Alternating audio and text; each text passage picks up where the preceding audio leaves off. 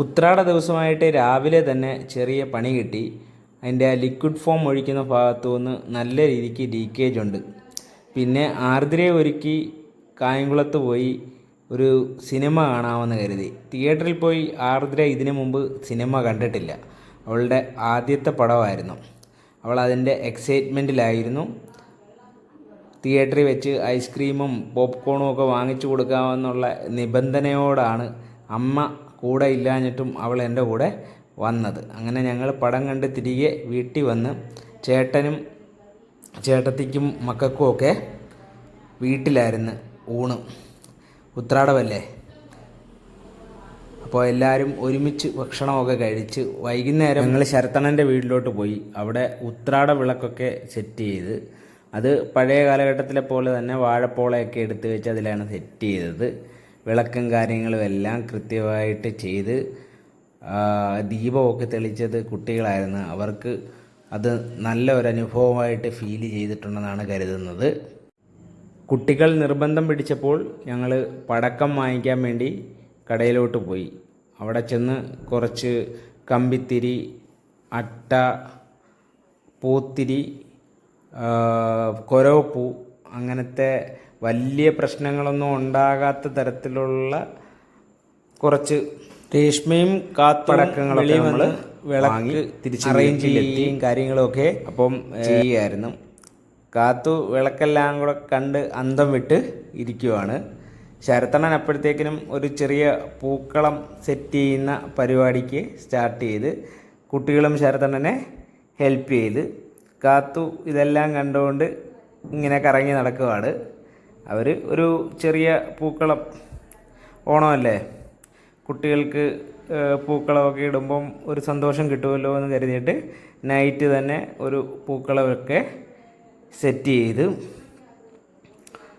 പെട്ടെന്ന് തന്നെ ഉണ്ടാക്കിയ പൂക്കളമാണെങ്കിലും നല്ല രസമുള്ള ഒരു പൂക്കളമായിട്ട് തന്നെ അത് അവസാനമായപ്പോഴത്തേക്കിനും വന്നിട്ടുണ്ടായിരുന്നു.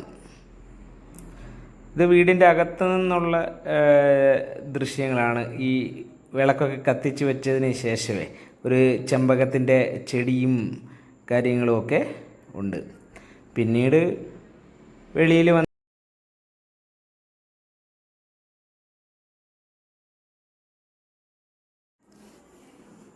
നമ്മളവിടെ നിന്ന് മൊത്തത്തിൽ വീടിൻ്റെ ഒരു ഔട്ട്ലുക്ക് ഈ ദീപങ്ങളൊക്കെ കത്തിയതിന് ശേഷം എങ്ങനെയുണ്ടെന്നുള്ളത് നോക്കിക്കണ്ട്. അപ്പോഴത്തേക്കിനും ശരത്തണ്ണം വന്ന് ഒരു കൊരവപ്പൂവിന് തീ കൊടുത്ത് അത് നല്ല രീതിക്ക് തന്നെ മുകളിൽ പോയി കത്തി.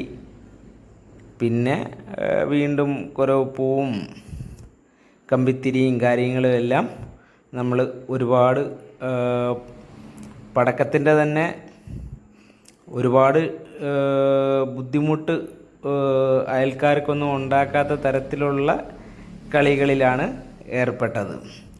അവിടെ നാട്ടിൽ മൊത്തം പടക്കം പൊട്ടിക്കുന്നതിൻ്റെ സൗണ്ടും കാര്യങ്ങളും ഒക്കെ ആയിരുന്നു. എന്നാലും നമ്മളായിട്ട് കൂടുതൽ ബുദ്ധിമുട്ട് ഉണ്ടാക്കണ്ടെന്ന് കരുതി.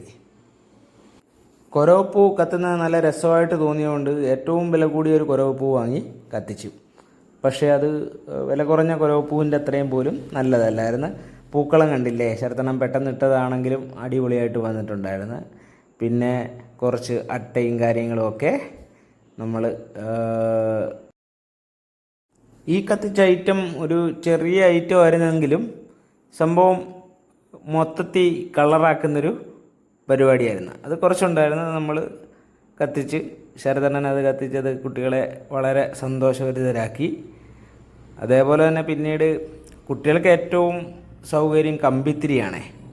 അതാകുമ്പം വലിയ കേടുപാടുകളൊന്നും കൂടാതെ ആഘോഷിക്കാൻ പറ്റും.